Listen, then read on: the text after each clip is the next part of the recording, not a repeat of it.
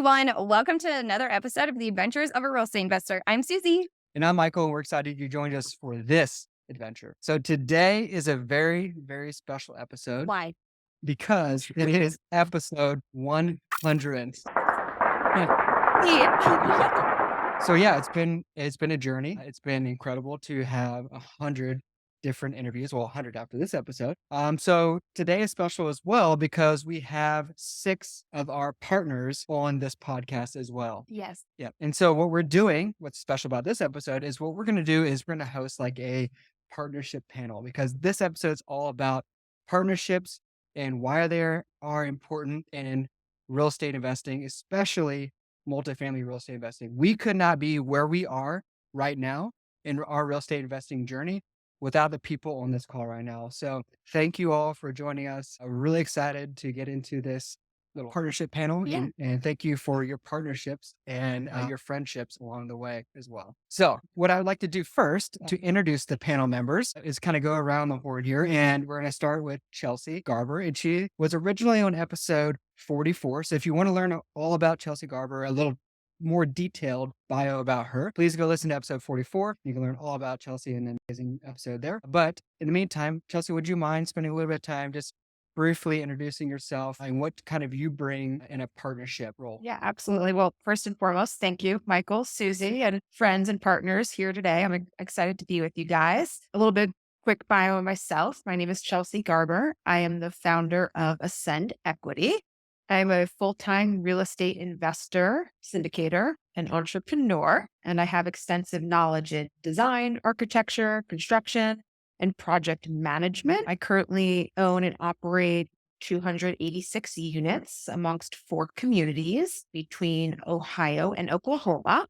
And I really have been focused on acquiring value add commercial apartment buildings to help others gain financial freedoms through passive real estate investments. I'm incredibly driven with a design and aesthetic driven approach. And my philosophy is to not only beautify the local surroundings, but elevate the quality of life for the community and its residents, and in turn, provide solid returns for our investors and partners. I'm the founder of ROI by Design, a commercial value enhancing design and remodeling firm. And we are really tailor our projects to C and B class multifamily investment properties. I am born and raised in New York, currently live in Park City, Utah, big mountain skier, equestrian jumper, and I love living what I call a 5-star life. And 5-star life includes having 5-star partners. I love I that. appreciate that. Thank you so much for sharing, Chelsea. Thank you and welcome to the show. Let's see what we have next here. Marcus Long. So Marcus was on episode 7. So all the way back at the beginning and episode 98. So if you learn more about Marcus, a deep dive into his bio, go to listen to episode 7. And then 98, he talks about his transition out of his W-2 and being a full-time real estate investor now. But Marcus, would you mind sharing a little bit about your background now? Yeah, thanks guys. Appreciate you having us on tonight. And if you've heard episode 7 or 98, you'll know that I am super excited to let you know that I'm still happily married to my bride, Amy. And a proud father to our 8-year-old Layla and a 5-year-old Jackson. And recently, as Michael mentioned, transitioned out of the military after 21 years in November of this past year. And so while I've had real estate investments of various natures for probably about 18 years, as I approached that transition and, what life after the military looked like, both from my family and designing how we wanted life to look like as a family, as well as, how I would kind of serve others. Real estate kind of filled that role. And so in December of 2020, I kicked off a long legacy. And by pouring into that and with the partners, many of which are on this call tonight, that kind of allowed me to walk away last year without seeking like another W-2, right? And so that was pretty awesome for me. And that goes into the roles that I play, both my desire to educate and to kind of serve others and bring these opportunities. I've been able to do a lot of capital raising and share these opportunities with my friends, as well as like the impact we have with, residents and stuff. So I've also had the, ability to asset manage a few of the properties as well. Love it. Thank you so much for sharing, Marcus. I'm glad to have you on the panel as well. I'm excited. So next up, we have Camilla Jeffs. Camilla was on episode number 6. So if you learn more about Camilla and her deep dive in her background as well, please go listen to episode 6. But in the meantime, Camilla, would you mind sharing with our adventurous family a little bit more about your background now? And what do you bring to a partnership? Yeah. So first off, congrats on the 100th episode. That's a pretty Woo. awesome achievement. So I'm so excited for both of you and the hard work that you put into this. Yes. So I'm Camilla Jeffs and I'm a longtime real estate investor. So I've been investing for 20 years, spent the first 15 DIYing, not a recommended way to go. And then learned about how to partner and overcame that mindset block that I had about partnering, about controlling every little aspect of the deal. So it's been amazing these last 5 years to pivot into investing as a group. Group investing is what I call it. And I launched Steady Stream Investments in 2019 as a passive investor education company. And what I bring to partnerships is I bring a lot of education for passive investors, and I help them understand all the ins and outs and where to go, how to get into an investment, how to vet partners, vet deals, vet markets, all of those things. And then I join on the asset management team on the back end, because I did have my own property management company when I was DIYing. And I just love partnering with others. It's been amazing to see the growth that has happened from actually stepping into partnering. I've I've done more in 5 years than I did in those first 15, and it's been pretty awesome. Thank you so much for sharing. And we're excited to have him on the panel and excited to have you back as well. Cliff. So Cliff Luber is up next here. Cliff was on episode 41. So if you want to learn more about Cliff, please go listen to the episode. It is an amazing episode. But in the meantime, Cliff, would you mind sharing with our adventurous family a little bit more about your background and what you bring to partnerships as well? Yeah, absolutely. Thanks, guys. Yeah, I'm Cliff Luber. I just transitioned out of the Navy a couple of weeks ago. I now work full time for a defense tech company in the Washington, D.C. area. I've been doing real estate part time for the last 3.5 years. And as soon as I got started, realized that commercial was probably the better route to go, partially because of the ability to leverage partnerships to help, have greater success. And since then, I've partnered with obviously almost everyone on this Zoom call, and then on multifamily deals, but then I've also done RV parks and short-term rentals as well, all with partnerships. And I was just thinking about it actually while Camilla was talking, and I've closed on 11 commercial properties and 6 single family, and only one of those I bought by myself. And that was just a single family home with my VA loan. Everything else, including the single families, has been with partners. That's because it's very hard to do anything alone. And a lot of us met each other. I know that met Michael and Susie and Marcus here all through a military mastermind group. And I think we kind of come up in the military, not really doing a single thing on our own. So it's just kind of part of the cloth that we're cut from. And so it just made sense to take that idea and do it in real estate as well. As far as what I help teams do, I have a pretty strong bias towards action. So whether it's being a utility man, just helping get things closed, or just remembering the million things that need to get done after closing and just letting that bother me to the point where I bring it up to everyone else. We're raising our investor relations. That's kind of what I help add value across the board to the partnerships that I'm a part of. Absolutely. And thanks you so much for sharing, Cliff. Glad to have you as a partner as always. So next we have Jonathan and Paula Nichols. So Jonathan and Paula are a duo, a married duo, and they're an amazing couple, a power couple, if you will. And they were on episode 43. So if you want to learn more about them and their journey as well in real estate investing and all their short-term rentals that they have as well, please go check out that episode 43. But Jonathan, Paula, would you mind sharing a little bit about your background and what you bring to partnerships as well? Yeah, absolutely. So, Michael said, I'm Jonathan. My wife, Paula, is here too. And together we have a company, Apogee Capital, to do multifamily syndications. So, my background is working as an aerospace engineer. I graduated university with a degree in aerospace engineering and worked for about 8 or 9 years full time in that industry. And about almost 6 years ago, Paula and I got married, and she informed me that we needed to have a hobby together. And lo and behold, we wound up doing real estate investing. And That's so right.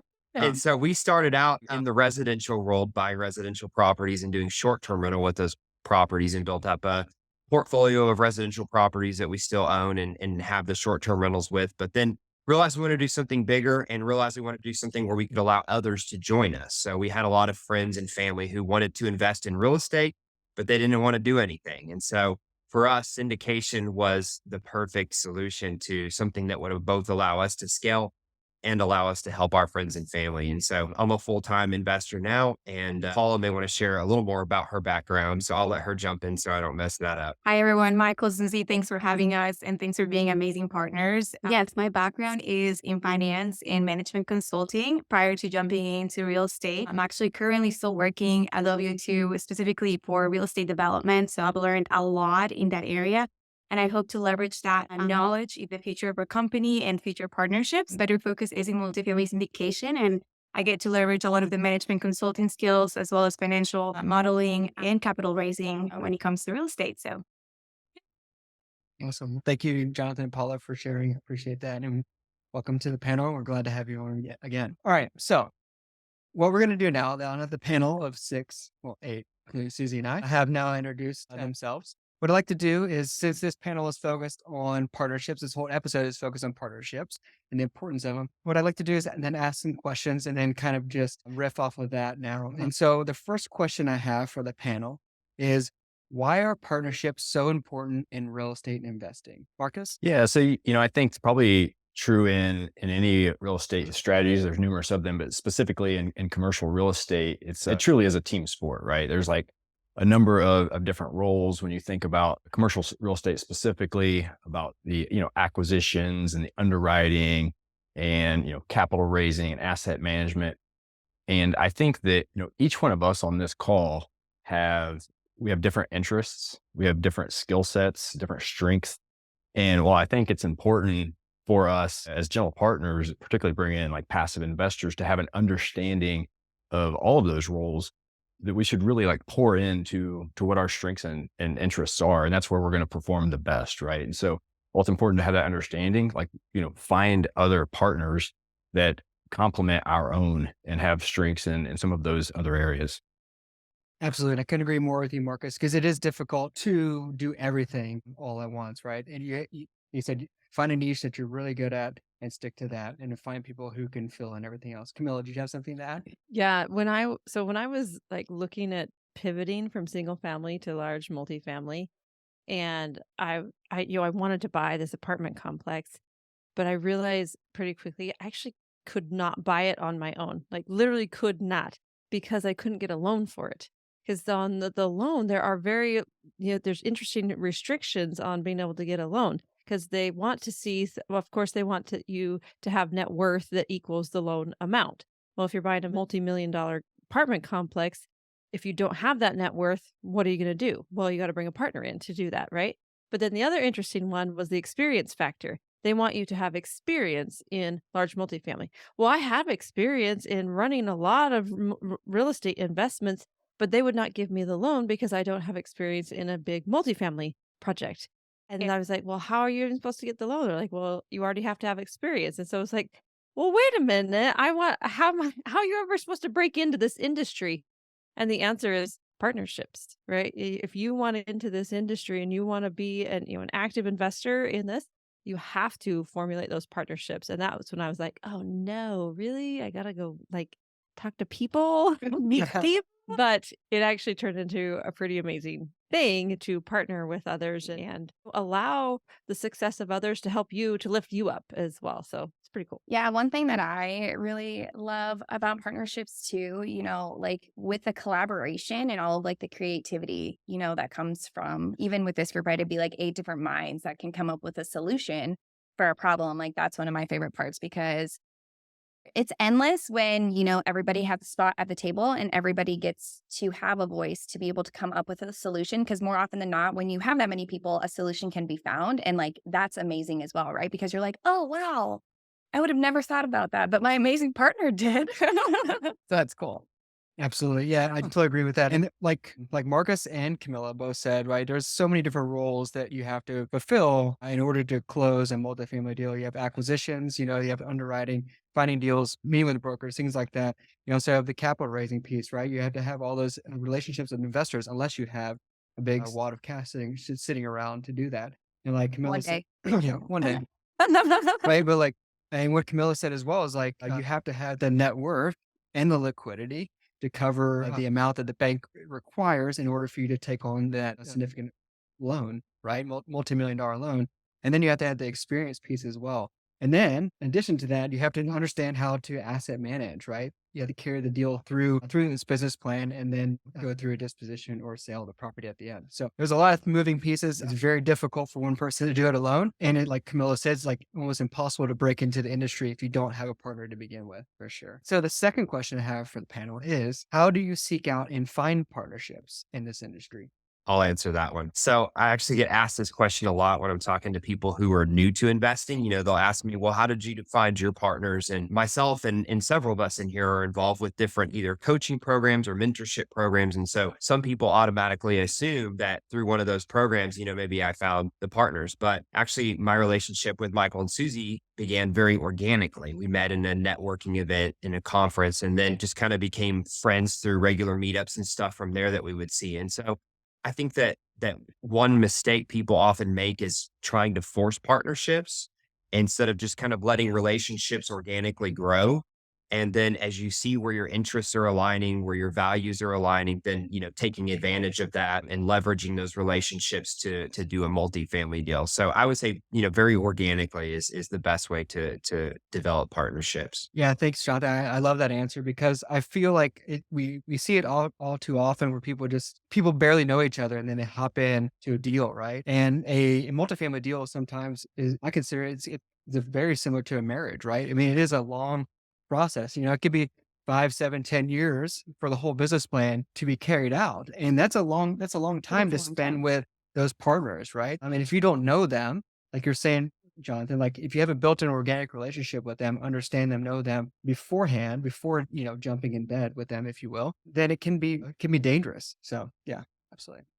Yeah, I could add to that too, kind of bring us back to the first question is, I think a lot of us in this room today got started in or around the same time, and we were all actively seeking investment opportunities and seeking partnerships. And so there's natural fit people that you're attracted to on a personality level and you have the same beliefs. And I think it really comes back to it's an interview process, right? You want to get to know somebody and understand like what is their why, what is their big picture, and make sure not only like your short-term goals are aligned, but your long-term goals. And a lot of it, for better or for worse, is just like trial and error because you don't really know until you get into a deal with somebody and you really learn what is their work ethic, what is their form of communication. And you start to see, okay, like these are my strengths, these are my weaknesses. Is this the type of person I want to partner with? We're all here today because we like each other as partners, right? And we'd probably partner with each other again, but that's not always the case. I think I can say it for myself with partnerships and for other people, it's you're going to be with these folks for a minimum of 3 to 5 years. And you really want to get to know somebody. Like Michael said, it really is a marriage. And I think if you ask good questions up front and uncover more information, you'll have a better understanding. It's like we should do like those, like, what are they, Briggs-Myers personality tests? Like that should be a thing in multifamily. Like something else too that like came to my mind just now that stood out is like who was showing up, because as Chelsea mentioned, like we all kind of met around the same time, which was when virtual was huge. Like who kept showing up to meetups and conferences, and like you saw them over and over and over, right? Because that shows too that they're committed and they're eager and they're taking the time to like learn more about the industry. That speaks volumes, especially when you see them over and over and over and over again, because you're like, okay, cool. Like they're just excited as I am. And that makes committed is a good word too. It makes a big difference. Anyone else have anything to add to that?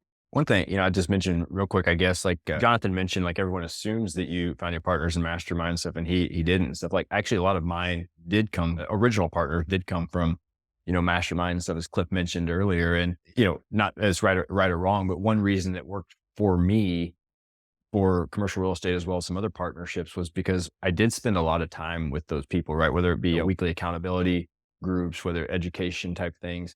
And it gave me an opportunity to spend, just like you, Susie mentioned, like all those virtual events and stuff. That gave me an opportunity to see those people on a very regular basis and have access and kind of, see if our personalities jived and the value that they could bring and things like that. So not that it's right or wrong place, but sometimes that is, why I think the access or the time that you spend with them there. And the final thing I'll mention, I think, is as you're, seeking opportunities, is being able to, or partnerships, is being able to describe what value you bring to a partnership. And I think sometimes if you're in a position where you can describe those, what value you bring, opportunities or potential partnerships can kind of come to you because people will know that they need that. And then you can be the filter, right? And decide like, yes, this is the right one for me, or it's not, versus you kind of like going out and seeking and looking for someone to partner with. Yeah, I love that, Marcus. And that's what Susie and I have said multiple times is like, you know, tell when you're in these virtual meetups or in-person meetups, like tell people what you can do, right? Tell people what you do, what market you're interested in, size of properties you're interested in, like, and keep telling people that over and over and over again. If you don't say it, then nobody knows, right? Like nobody knows. And then like you won't get stuff brought to you. But that's a very good point as well. It's like if everybody knows what you're interested in, that stays, and you're very, very clear with that as well as you're telling everybody, and it stays the same message is going out every single time they see you. Then, like Marcus says, like, they'll start bringing stuff to you, and then you could be the filter, which is awesome. So you don't have to go out and seeking out investment opportunities. It just comes to you for sure. All right. So next question I have for everybody is, what do you look for specifically when deciding to partner with some? Cliff. Yeah, I think we've kind of scratched the surface of it, but I think to some of what we've kind of talked about, and this is also, my thoughts as well, as looking for people who can help kind of fill the gaps that we all have, right? Whether it's gaps in creativity, skill sets, time schedules. Like Michael, I remember like when we were looking for our first apartment and you were helping do all of the searching and the vetting and looking at rent comps. You were like, hey, it's like 11 p.m. here in the UK. I'm going to go to bed, but can you look at these 3 apartments? I just haven't had time to like look at what their market rents were. I was like, okay, cool. I'm going to get this done before I go to bed, since I was, back in the States, and sent that to you. So you had it in the morning when you woke up and just kind of help fill some of those time gaps. Right. So I think aspects like that would be helpful. And then as Chelsea mentioned, like having the same, and even you, Michael, too, like having the same long-term goals, right? Like that is definitely key. And I've unfortunately watched other teams that I saw partner up, like kind of fall apart and stop kind of working together, even while having an apartment deal that they had closed on, right? Like you really have to verify that your, long-term goals are the same, and really ensure that you not only know and like them, but also trust, which takes a lot more touch points, a lot more open discussions about, truly what you value and what they're going to stick with and what they really are committed to and what they want out of their life, because that's going to ultimately dictate if everyone can keep working together for the long term. Absolutely. Mela, how I you do love that. little me. I would say one thing too, I don't know, I just pride in general is communication, like how are people communicating with one another? And another thing that really stands out to me is, how do your partners not just treat, the partnership, but how do they treat other people? How do they treat your property managers, your residents, your contractors, like all the vendors? There's just so many layers beyond that. And most importantly, investors, right? What is their communication style? I think when you communicate, whether it's good news or bad news, everything ends up being okay. It's, as long as we are always in that communication with one another and really just open and honest. And I know that these might sound like basic core values, but when it comes down to it, it's really important. I completely Absolutely. agree. So I'll tell the story of the reasons why like I wanted to be a partner with Michael and Susie, because I was looking around for partnerships, and I had already partnered with a couple of other people on deals, and I already had a couple of deals under my belt. But like Susie was saying, I just kept seeing Michael and Susie everywhere. Every conference, every meetup, all the things they showed up, and we had a one-on-one call and got to know each other, and then they invited me to be on their podcast, and that was a cool experience. And then as I'm looking around for my next deal, I'm like, who do I want to support? Who do I really want to support and help in this industry, and who do I think will do a good job, because they are really on fire and working their butts off to get to where they want to be. And I was like, okay, it's obvious. It's Michael and Susie. Well, it's mostly Susie. I didn't really know Michael then. I know Michael now. I'm here for that. But they were just magnetic, right? And I knew that I wanted to just reach out and say, hey, I really want to partner with you, because you've taken an interest in me, and you have this way about you of treating people, like Chelsea was saying. You just treat people really well, and you're committed to your craft. And I think that was one of the things that I was looking for in a partnership. And then also values, aligning values. And, we talk about creating impact. And when Susie talked about how they're trying to create return on impact, when you guys talked about that, that spoke a lot to me and is, part of who I am as well inside. So that was what I was looking for in a partnership. And so I reached out and like, hey, you guys have a deal next. I want to partner with you. And you're like, oh my gosh, we have one right now. You want to jump in right now? I'm like, "Okay." It was awesome. And I've never looked back since. Like, this is one of my favorite partnerships that I've ever been in. I think that means a lot. Thank you so much, Camilla. Yeah, my heart's like, bloop, bloop. Too, just like really like inspired by one another, kind of like Camilla said, is we see something in each other that wants us to do better. And we have the similar shared values that we know that together we can tackle this. And it really comes down to, again, not just like the core values, but our mission, and not only saying what we're doing, but doing what we're saying, which is often can be overlooked too. And I know everybody here are doers, and each and all of you, whether I know you closely or not, I've been inspired by your journey, and we're just going to keep climbing this mountain together. Love it. Yeah, that's awesome. Anybody else have anything to add to that? All right. I'll add one very quick last thing. I love Chelsea and Camilla's like comments about like the communication and the impact and all that stuff is awesome. And in general, I just think like looking for integrity in my partners, right? And sometimes that's why like spending time, whether it's in a mastermind or other organic stuff, not partnerships, not forming necessarily overnight, but taking time to spend with those people and getting to know them and understanding like, what are these people going to do when things aren't going well, right? Or how are they going to handle situations? How are they going to communicate? Are they going to be transparent to our investors and things like that? So, I won't belabor that. That's one thing that just kind of is really important to me to understand before I join a partnership as well. Yeah. 100%. Thanks for sharing that. Yeah. Thanks for sharing. Right. There's no more comments on that. I'm going to actually go off script here. I'm going to flip it and I'm going to say, what are some red flags to look out for in partnerships? Don't all shoot at once. Okay, I have one. I think that it kind of echoes what Chelsea and Camilla were saying, but like how people communicate. I think that I've been in multiple situations sometimes when people start either complaining about someone else or like criticizing another person that's not in the room. And for me, that's personally really difficult to trust someone just because it goes again with trust and integrity and all of those values that we share. And so, although I was introduced to most of y'all through Jonathan, who is basically our PR person and very involved in the syndication business, I think that every time that I met someone or jumped in a call or something, I always felt very welcome, and everyone was being very transparent with how they felt, in hard situations and good situations. And I feel like that for me speaks a lot about not only their ability to execute on a business plan, be transparent, but also just they're being who they are, and I can trust them. I can trust that they're not speaking about anyone. They're not complaining about another partner or different things like that. That just, at least for me, it's such a critical red flag if someone's kind of complaining or talking behind someone's back. Yeah. Couldn't agree more. I would say two things. One, the first one that came to my mind was desperation. So is once you've done one deal in multifamily, for anyone listening to this that hasn't, you'll get about 80 calls from people either wanting you to be on their deal or that want to be on your deal.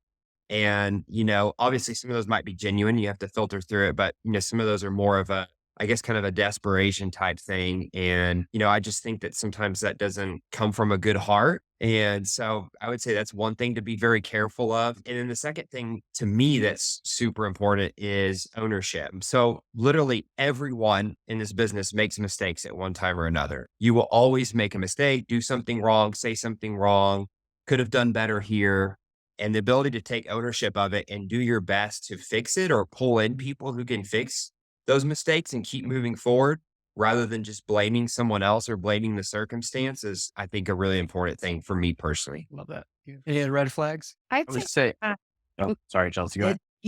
we are in a business that is financially backed. And I like to think that when people have their personal finances and money, and I'm not saying a lot of money to put into deals, but some skin in the game, I think shows that you're serious about the decisions you're making. It's very different when you're making decisions with somebody else's money. But I think when you take part in that, it really portrays, okay, I am invested in this for all of these reasons. And if we all win together, we win together. If we lose, we lose together. So I would say trying to understand somebody's just obviously, you are going to get their PFS and our SREO as you're going through the acquisition phase, but do they have liquidity, some capital to put into your deals? And maybe not every deal, but again, that whole like skin in the game partner. And I realize that might not be doable on the first deal or second deal, but I'd say moving forward, most of us, if not all of us, have the ability to put money in to some extent into these opportunities, whether it's short term or long term. Absolutely. Cliff? Yeah, what I was going to say is kind of the other side of that coin from Chelsea is, I really want to partner with people who take seriously the fact that they're taking money from investors and putting it towards, what we believe to be a good investment, but take that stewardship very, very seriously. And if you have skin in the game, that's another way of showing respect and kind of acknowledging that this is a very serious undertaking, using investors' money to purchase real estate and then operating those assets. And I think along similar lines too, a red flag for me would be if they aren't quite up to speed on the the legalese between 506Bs, 506Cs, and what you can and cannot do when you're raising capital, and even just certain ways like JVs versus syndications have to be structured.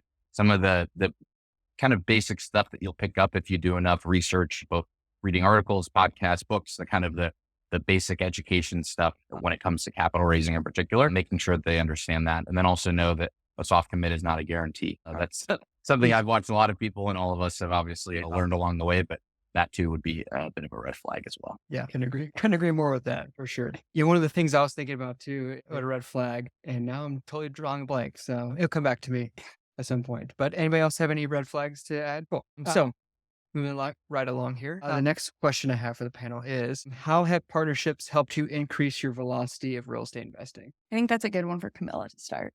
I do. What? Okay. So my story is in 15 years, I got to 20 doors. 5 years later, I'm at 1,500 doors.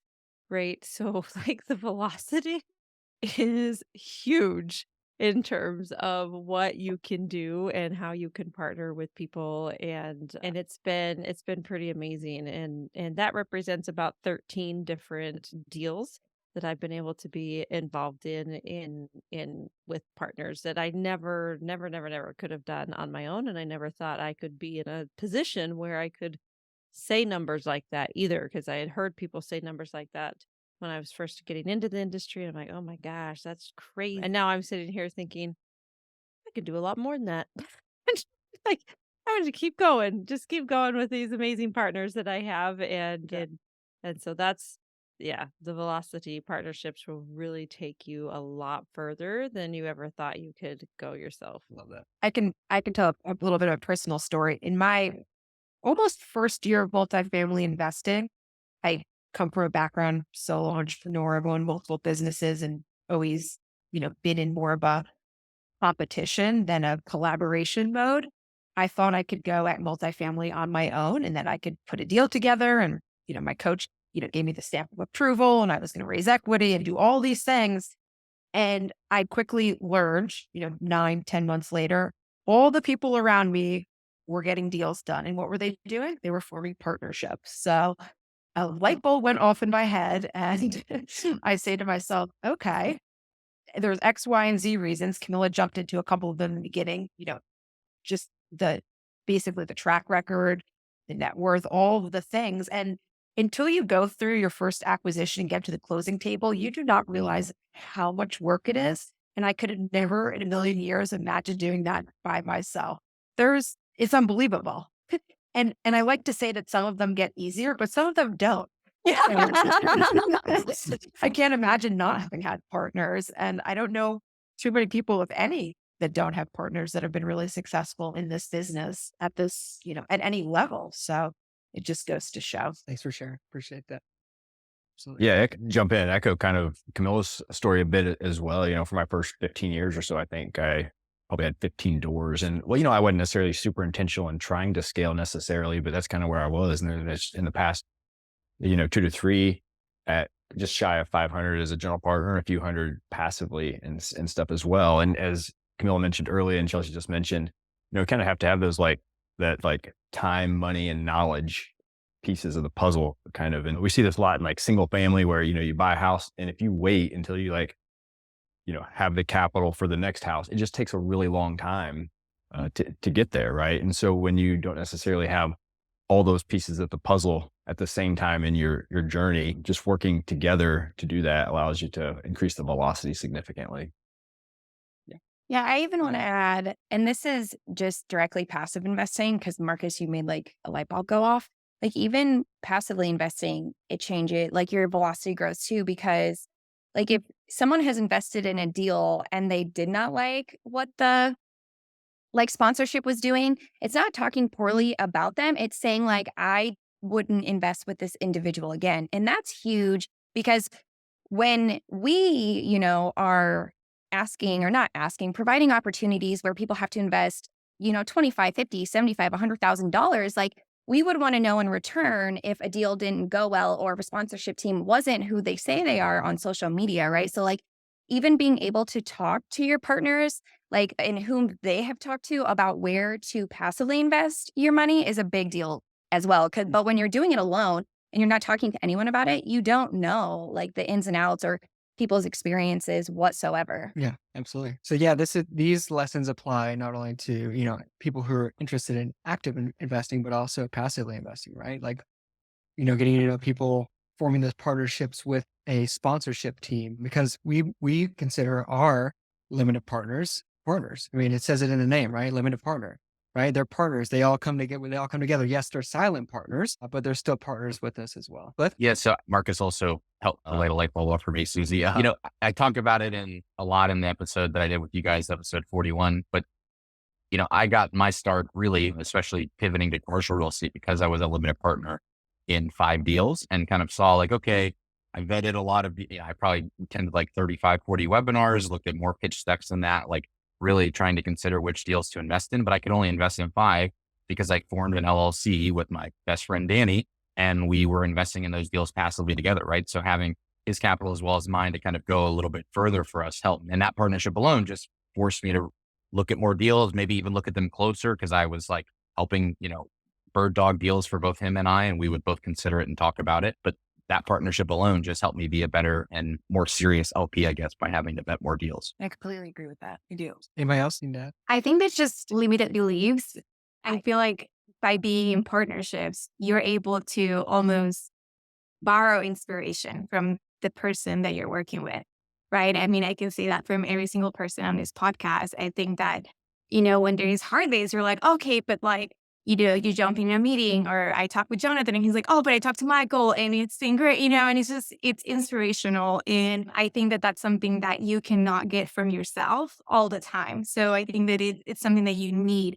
Even if you have the money, even if you have access to the experience or it's a distant KP or something like that, I think that having partners and having people around you that will cheer you on when things are hard and will support you, and will be there to rejoice in the good things and the good achievements. I think that success is sweeter when it's in a group. And I think that that's something that I have perceived from being, in a team. And although Jonathan and I also did our own little partnership with single family and short-term rental, like that's fun, but that's really tiring and you're not able to scale very quickly from a money's perspective, time. But I would even say like how big your dreams are, right? Like I feel like when you're with people, it's almost contagious to dream bigger. And I don't know, it just gets me excited just talking about it. So Yeah. No, I liked that. So I have 2 quotes. So I'm a huge studier of Stoicism, of course. I'm sure all of you know that. That's like my religion, if you will. And so, but like I've been reading a couple things recently. One thing that Seneca says, right? Like it was like, you can't change your friends, but you can change your friends, right? So, and then we talk about this, we talk about, and also the other quote there is like, you become the average of the 5 people that you hang out with, right? The most. So like Paula was saying, you start dreaming bigger and bigger and bigger, right? And being in a room with people who are doing awesome, incredible things like you 6 on this podcast, provides inspiration. I think Chelsea mentioned that as well, right? So that was really cool. Mhm. Anyways, enough about Stoicism and my philosophy. But next question I want to kind of get into is, I know we've been kind of giving advice throughout this whole panel, but if somebody is looking to partner with somebody, what is the first step that they need to take in order to find a partner? Yeah, in real estate investing. Or what is one piece of advice you'd give somebody, right? I would say one thing you can do is, find somebody or a group that are a couple of steps ahead of you, have done a couple of deals before, you can obviously bring something to the table, some resource, whether you find a deal, you have capital, your boots on the ground. Just again, it comes into like, what is your superpower and what value do you bring to the team? I know we throw that around a lot, the whole like value word, but truthfully, there's always something that is missing. And if you can figure out what that is and how you can provide that to an opportunity, I mean, that's huge. And then you get in and the best way to do this is just to learn through experience. You can read all the books and go through the coaching programs and the podcast, but until you go through your first acquisition, that's where the rubber hits the road, for the lack of better terms. Yeah.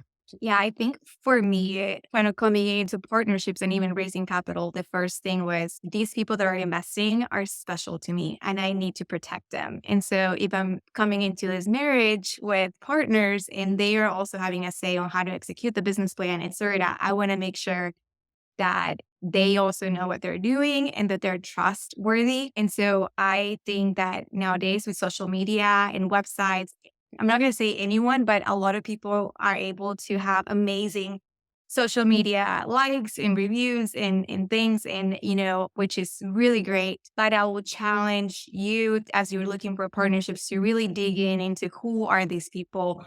What is their track record? Even if they're two steps ahead, really, what were their careers before? What do people that know them say about them and say about their integrity and hard work and work ethic and different things like that? Because it's easy to see a flashy person or someone and try to want to jump in, and then even them letting you jump into a partnership with them, but you not really knowing them and knowing the quality of work that they can deliver. So I'll just be cautious, but also just be actively looking and protect your investors if you're raising capital for someone else. Yeah, I love that, Paula. Like, we talk a lot to our passive investors and stuff about the know, like, and trust, and you're spending time to like take time to get to know them. And I think that's very applicable to like active partners and stuff as well, right? Like I talked about like the time, money, and knowledge, and it can be easy, like, oh, I can fill one of those gaps. But just because you can fill one of those gaps or someone else can fill one for you, doesn't necessarily mean it's the right partnership. So taking that time to get to know them and stuff. And one more thing I'll kind of add on there from a little bit different perspective is, like, I like to find people that like enjoy spending time with. And so like when we were still in England and stuff, Michael and Susie, we went to junior league events in London. We went up to the Open up in Scotland. Like, my wife and I spent time like with you all and stuff. And like, I want to partner with people that I want to be around with. And while in some cases we all live in different geographic areas, it's hard for us to, get together and do that kind of stuff on a regular basis. Sometimes we do spend more time in the Zoom area, but like, I want to be with like people when we are together in person. Like, I want to do that and enjoy spending the time with them. Absolutely. So one of my rules for partnering is I need to know you for at least 6 months, preferably a year, before I decide to partner with you. It's like Jonathan said, once you had some success and got a couple of deals, you're going to get calls all the time. And I get calls a lot saying, hey, can you jump in and help us on this deal?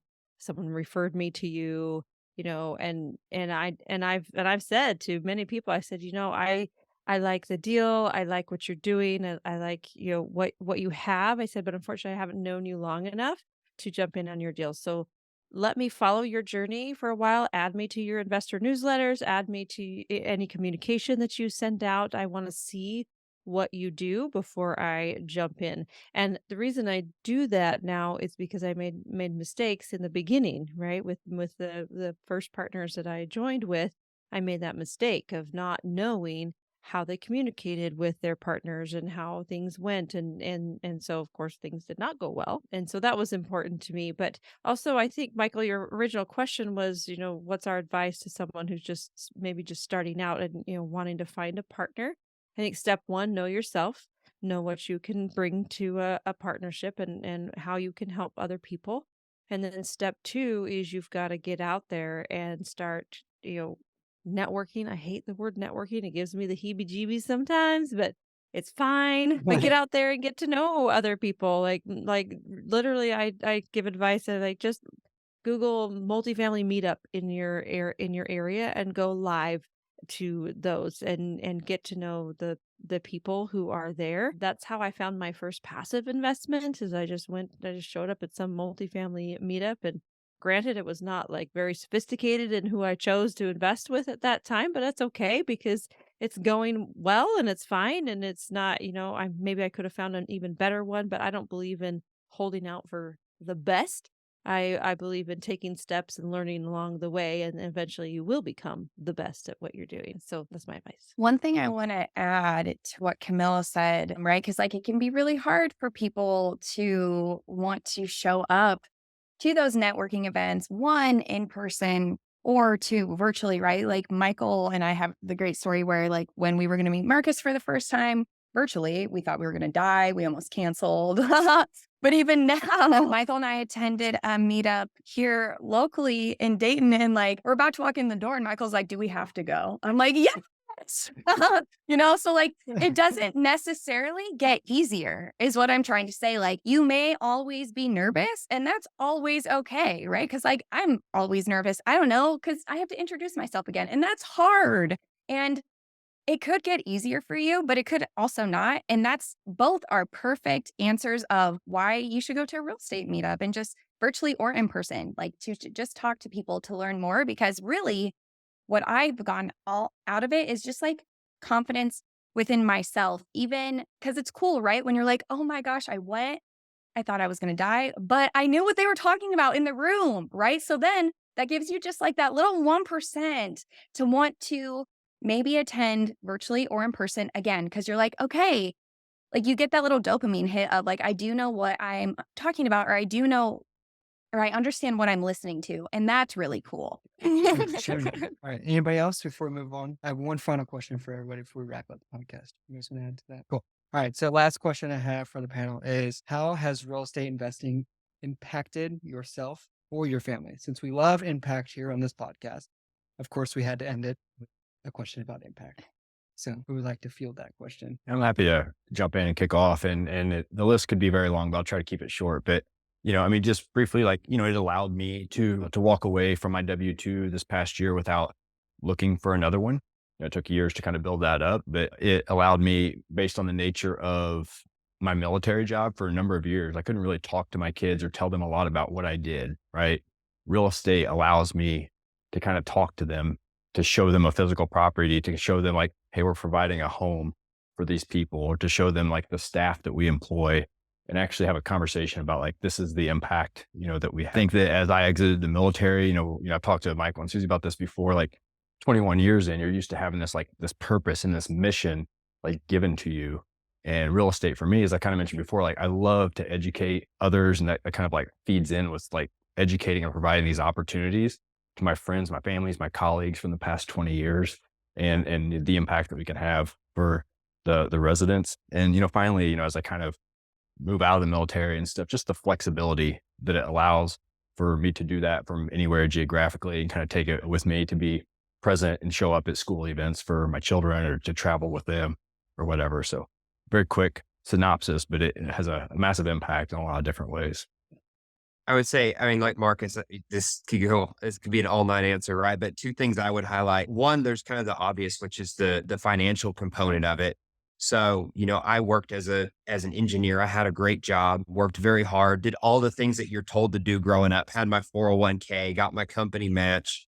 And it's not an exaggeration at all to say that real estate investing the last 4 or 5 years has changed like our financial trajectory forever, like further than any new job or any promotion would ever do in the corporate world. And so, from like Marcus already mentioned, that component alone gives you tremendous opportunity to do things with your family. But my favorite part of it is actually the significance that you can have in the lives of other people.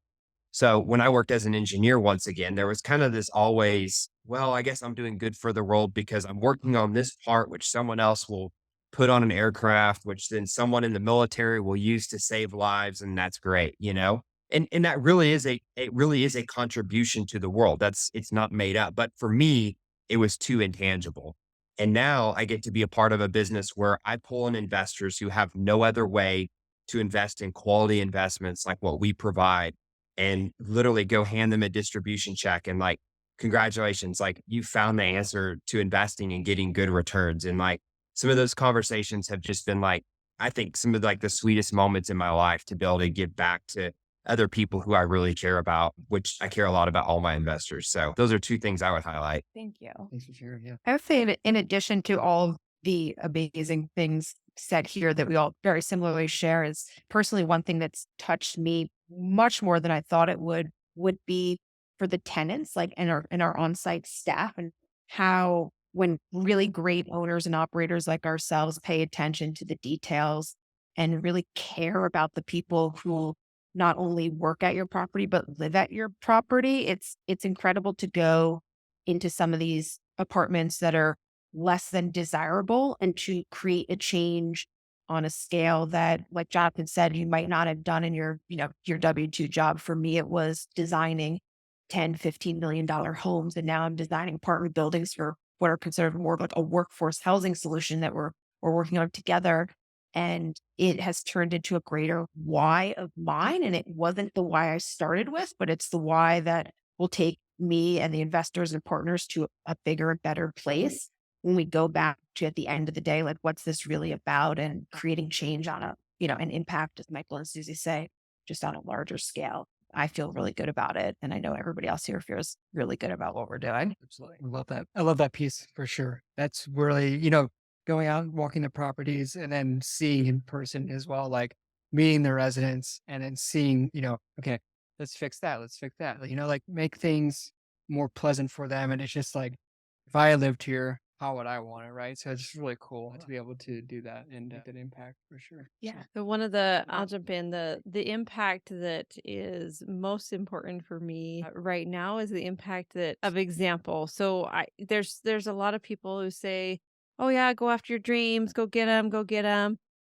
But I think if you're actively working to get your dreams, that speaks a lot louder than just all the fluff out there. And I think just the story and letting people around you see what it's like to go from nothing to working really hard to try and get to where you want to be. I think that paves a really amazing path for others to follow. And so one of the things that I love about this is the ability that I have to reach my hand back and, just be a couple steps ahead of people and help them see where they can go. Because that was one of the things that I needed when because I had all these goals and hopes and dreams, but I couldn't see myself getting there until I found people who were doing what I wanted to do. And then I could really walk in their footsteps. And this is important for me, not only for, lots of people around me, but for my children especially. So my 5 children, I want to make sure that they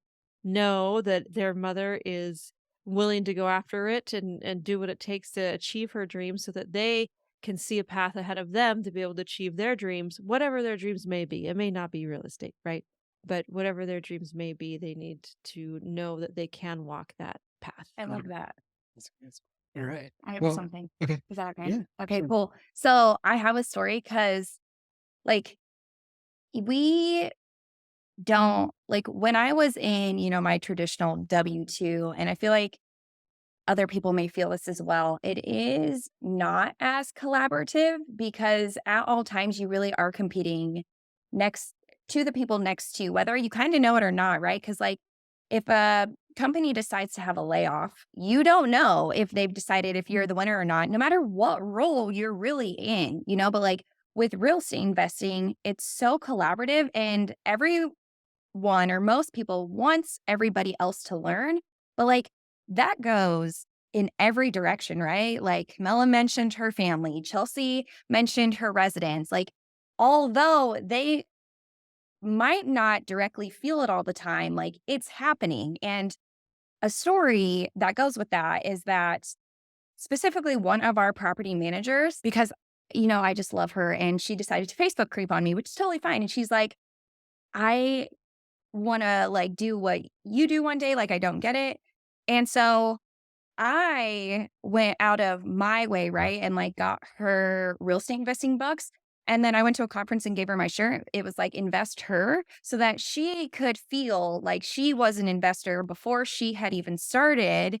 And so that she could, know that somebody back there was supporting her because she didn't know if the people around her were or not. And now she's at the point where she has bought her first rental property. And like that to me is amazing within itself, right? Like we don't realize who we're going to impact because they don't always share it. But from what I've experienced, like we are impacting lots of people. We have the ability to educate and want to watch people grow. We have the ability to want to share our own resources, knowing that they can use our resources their own way. And like, we're not going to get stabbed in the back and potentially, cut out of a deal for it. That's just not how it works. So it's like cool to see like the gentle ripple of it all. Cause like you are touching so many people, whether it's active or passive, or your property management staff, or the residents, or even the vendors. It's just, I think it's real cool.